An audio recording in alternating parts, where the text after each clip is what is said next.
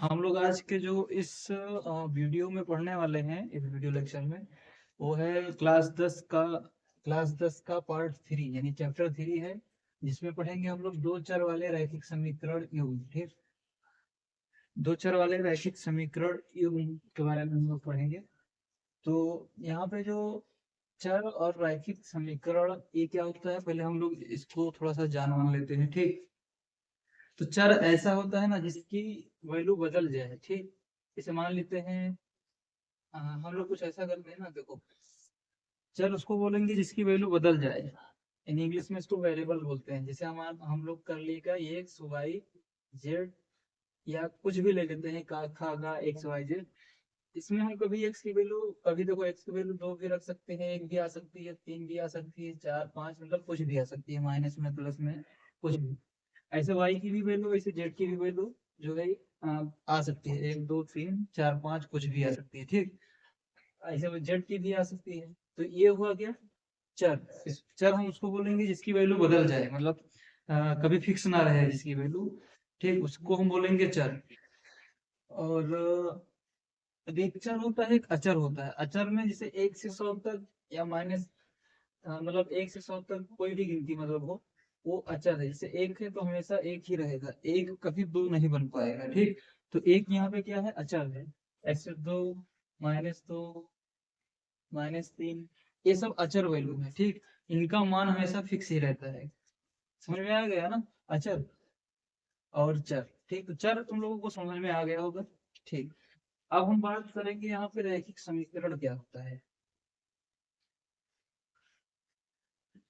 तो हम लोगों ने देखो पढ़ा होगा क्लास 9th में ये सब, और कैसे हम लोग एक ग्राफ बनाते हैं, रेखा ऐसे खींच दिया जाता है। ठीक, सीधी रेखा खींच देते हैं, कैसे सीधी रेखा, या ऐसे ग्राफ बनाया और एक ऐसे सीधी रेखा खींच दिया, या ऐसे ग्राफ बनाया, कैसे भी मतलब खींच दिया, एक ऐसे खींच दिया।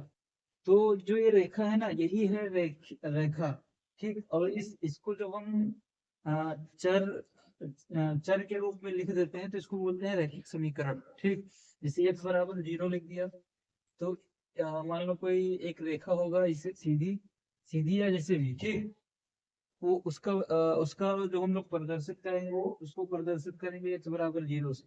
मान लीजिए कि एक रेखा इसे x प्लस वाई बराबर 2 या कुछ भी लिखा है, तो कोई ऐसी एक रेखा होगा जिसकी वैल्यू होगा x प्लस वाई बराबर 2। तो यही है रैखिक समीकरण। रैखिक समीकरण समझ में आ गया होगा कि किसको बोलेंगे। ठीक, अब यहाँ पे लिखा है दो चर वाले रैखिक समीकरण। तो जो हमारे पास रैखिक समीकरण होगा उसमें दो चर होगा, मतलब एक चर एक्स हुआ, देखो जैसे ये वाला ले लो, एक चर एक्स हुआ, दूसरा चर वाई हुआ। तो ये दो चर वाला रैखिक समीकरण है। ऐसे हम लिख दें अगर, जो 2x प्लस 3y बराबर 6। तो देखो एक चर एक्स है, एक चर वाई है, यानी एक वेरिएबल एक्स, एक वेरिएबल वाई। तो एक ही दो चर वाला रैखिक समीकरण है। ठीक, ऐसे अगर जो हम एक समीकरण और ले लें, 5y, ये सब दो चर वाले रैखिक समीकरण।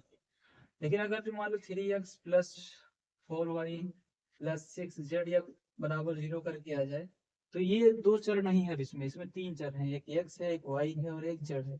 तो ये तीन चर वाला रैखिक समीकरण बनेगा। ठीक, लेकिन हमें यहाँ पे सिर्फ पढ़ना है दो चर वाला रैखिक समीकरण।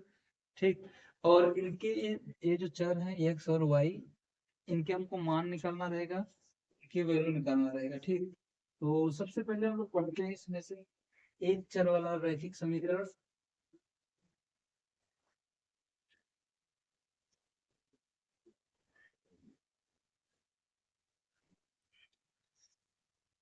तो हम लोग सबसे पहले पढ़ेंगे एक चर में रैखिक समीकरण। एक चर में रैखिक समीकरण। ठीक, अब इस बार जो हमारा समीकरण होगा वो एक चर में होगा। ठीक, तो अभी हम कुछ एग्जांपल लेकर देखते हैं और हम लोग समझ जाएंगे कि कैसे रहता है। ठीक, तो जैसे मान लो हमारे पास 4x प्लस 6 बराबर 0 लिखा है। तो हमारा जो है ना, ये एक चर में रैखिक समीकरण है। यहाँ पर देखो सिर्फ x लिखा हुआ है, बाकी ये सब अचर है।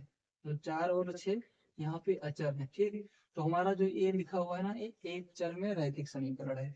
ऐसे हम लिखते हैं अगर जो 5y+7 बराबर 0, तो ए भी एक चर में रैखिक समीकरण है, क्योंकि यहाँ पे जो चर है, चर की संख्या है वो सिर्फ एक है, तो ए भी एक चर में रैखिक समीकरण हुआ।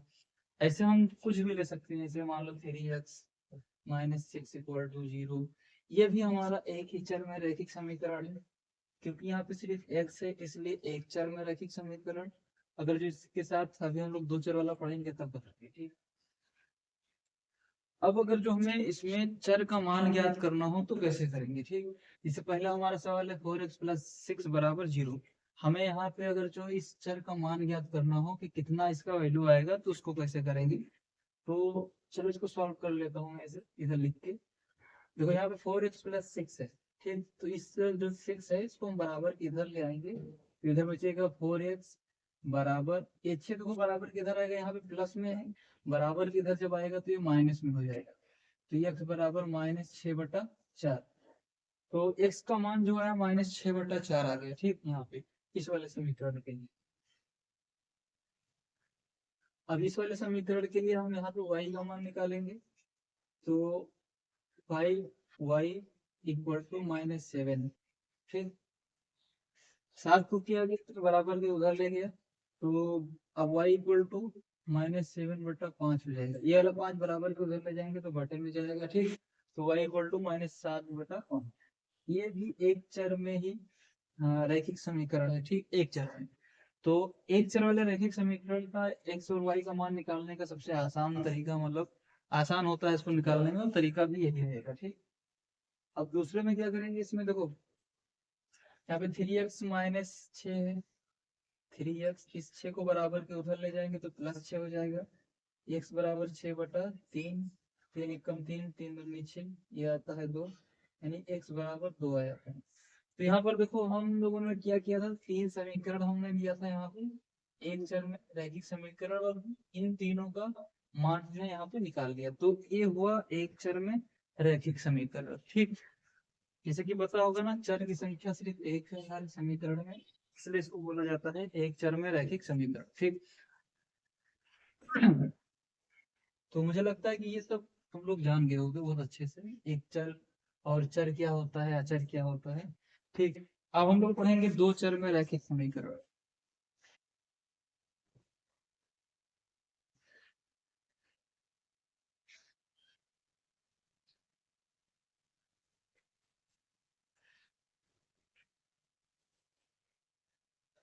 दो चर में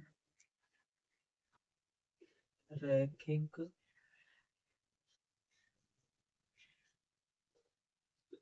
समीकरण, ठीक। यहाँ पे हम लोग पढ़ने वाले हैं दो चर में रैखिक समीकरण। इसका मतलब ये होगा कि यहाँ पे जो चरों की संख्या रहेगी वो दो रहेगी, ठीक। समझ गया ना, चरों की संख्या जो रहेगी वो दो रहेगी। जिसे एक एग्जांपल देकर हम लोग समझते हैं। यहाँ पे लिखा है मान लो x+y बराबर 0 या बराबर 0 लिख लो, तो भी ये दो चर में रैखिक समीकरण है, ठीक। ऐसे मान लो एक दूसरा समीकरण हमारे पास है 3x+5y = -6 या +6, या सिर्फ 6 से कर देता हूँ तो 6 कर देता हूँ। तो ये हमारा जो है ना, ये दो चर में रैखिक समीकरण है, क्योंकि यहाँ पे देखो एक चर दूसरा चर, टोटल चर दो है। ऐसे यहाँ पे एक चर दूसरा चर, दो टोटल चर दो है, ठीक। चर मतलब वेरिएबल होता है, टोटल वेरिएबल यहाँ पे दो है, तो इसको हम लोग बोलेंगे दो चर वाले रैखिक समीकरण, ठीक। अब इसका जो स्टैंडर्ड फॉर्म होता है, मतलब इसका इन दोनों का या कोई भी, तो इसको हम लोग लिखते हैं ax+by+c=0। यहाँ पर a की वैल्यू 0 नहीं हो सकती, ठीक। और b की वैल्यू भी 0 नहीं हो सकती, और c की वैल्यू कुछ भी हो सकती है, ठीक। c की वैल्यू कुछ भी हो सकती है। a की वैल्यू अगर जो हम 0 कर देंगे ना, तो देखो 0 × x हो जाएगा, तो फिर से ये एक चर में बदल जाएगा ना। 0 का मतलब कि 0 नहीं हो सकती, बाकी यहाँ पे 1 2 3 -1 -2 -3 कुछ भी हो सकता है, सिर्फ a की वैल्यू 0 नहीं हो सकती। ऐसे यहाँ पे भी b की वैल्यू 0 ना होने का मतलब b की वैल्यू 1 2 4 5 -5 -1 और -4 और कुछ भी हो सकता है, ठीक, बस 0 नहीं होगा, ठीक है। तो अब अगर जो दो चर में हमारे पास दो समीकरण दिए हुए हैं या एक ही समीकरण दिया है, तो इनके x और y की वैल्यू कैसे निकाला जाएगा, ठीक। तो हम लोग के पास एक थोड़ा तरीका है, ग्राफ विधि से या ऐसे ही करके निकालेंगे। तो चलो, हमारे पास हम एक सिंपल सा इक्वेशन लेते हैं और इसमें दो चर रहेगा उस इक्वेशन में, और वहां पे हम लोग x और y की वैल्यू निकालेंगे, ठीक। तो हम अपने पास से कोई एक इक्वेशन ले लेते हैं, 2x प्लस वाई बराबर 6, ठीक। हमारे पास मान लो एक समीकरण है जो दो चर में है, यानी दो वेरिएबल है यहाँ पे x और y, ठीक। हमें यहाँ पे x और y की वैल्यू निकालनी होगी, तो कैसे निकालेंगे? तो यहाँ पर देखो, x और y की वैल्यू निकाल सकते हैं, कई सारे विधि हैं, ठीक। तो y इक्वल टू हम लोग इसको सॉल्व करेंगे थोड़ा सा। y इक्वल टू, देखो हम क्या करेंगे ना, y का मान निकालेंगे तो 6 - 2x कर लेंगे, ठीक। अब ये हमारा हमने इस समीकरण को कुछ ऐसे बदल दिया, क्या किया मैंने, 2x को बराबर की इधर लाया तो 6 - 2x हो गया। अब हमें x और y का मान निकालना है, ठीक। तो ऐसा करता हूँ, मैं इसको यहाँ नहीं बनाऊँ बल्कि दूसरी जगह बना लेता हूँ ताकि इसको अच्छे से कर मिले, ठीक। इस बॉक्स को मैं यहाँ पे कुछ ऐसे बना लूँगा।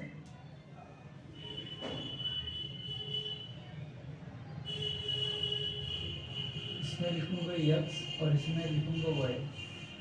अब देखो, इस समीकरण में जब हम लोग, मान लो ये समीकरण नंबर 1 है, हम लोग यहाँ पे जब x इक्वल टू 0 रखा जाएगा, ठीक, यानी x की जगह पे 0 रख दिया जाएगा, ठीक।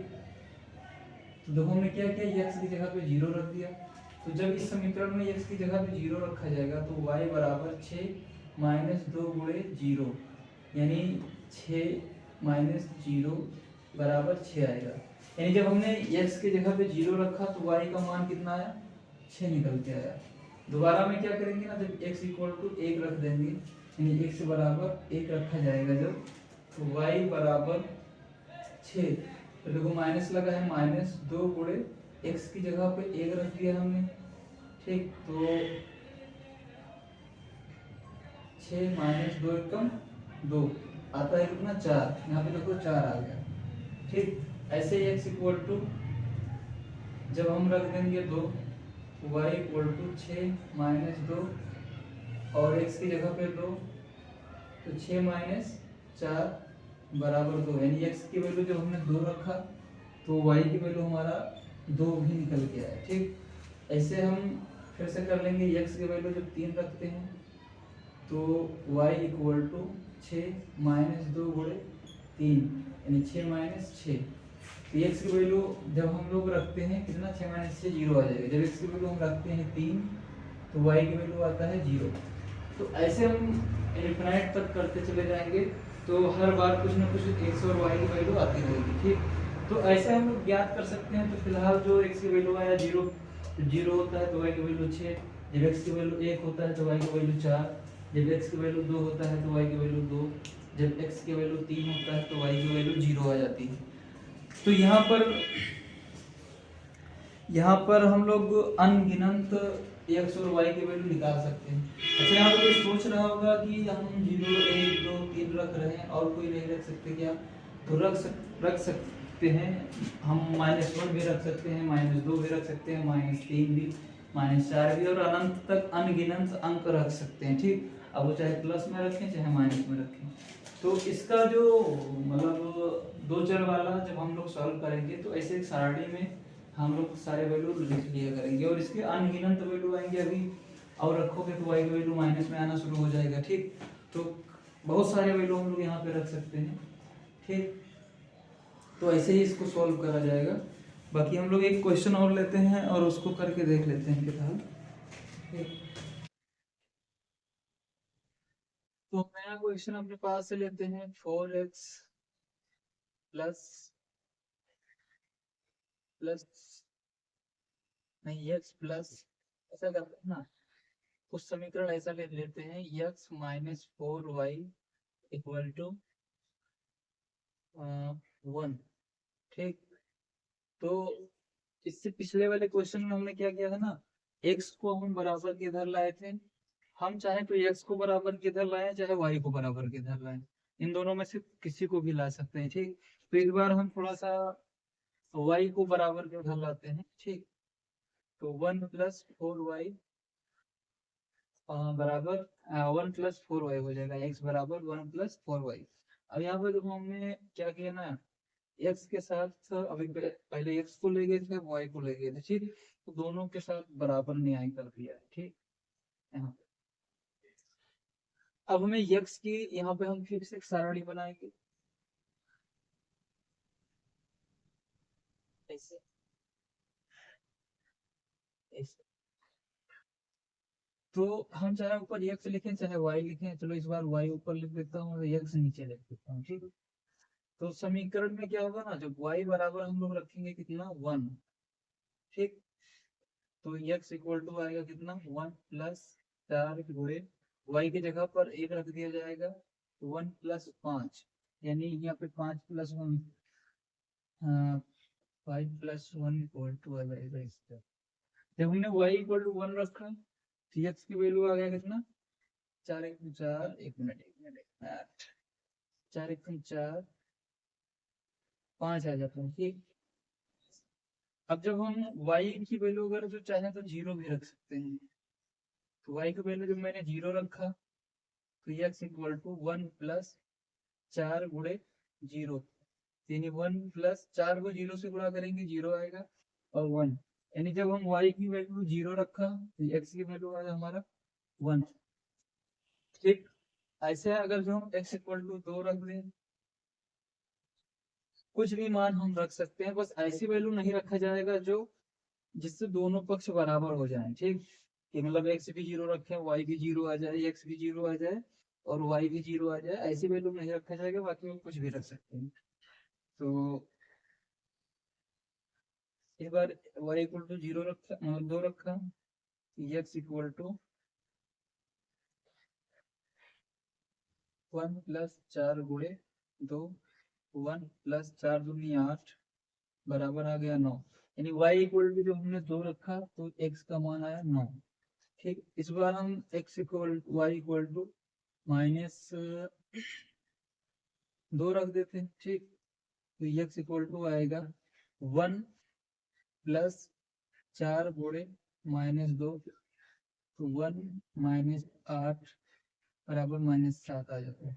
y इक्वल टू जब मैंने 2 रखा -2 रखा तो x की वैल्यू आया -7। तो ऐसे देख सकते हैं हम इसकी अनगिनत x और y की वैल्यू निकाल सकते हैं। ठीक, अनगिनत हल हो सकता है इसका। तो फिलहाल हम लोग इतना ही करते हैं, बाकी छोड़ देते हैं। तो दो चर वाले समीकरण जो होंगे उसको x और y की वैल्यू ऐसे ही सॉल्व करा जाएगा उसका। ठीक, तो बाकी हम लोग कल वाले वीडियो में जो पढ़ेंगे इसका दूसरा पार्ट रहेगा और हम लोग निकालना सीखेंगे कि जो समीकरण हमारा रहेगा उसका जो हल है वो अद्वितीय हल रहेगा या उसका कोई हल नहीं रहेगा, या अनेक हल होंगे उसके। ठीक, तो हल का मतलब ये होता है कि अगर जो दो असल में हम लोग क्या करेंगे ना, हमारा जो चैप्टर था यहाँ पे था दो चर वाले रैखिक समीकरण युग्म।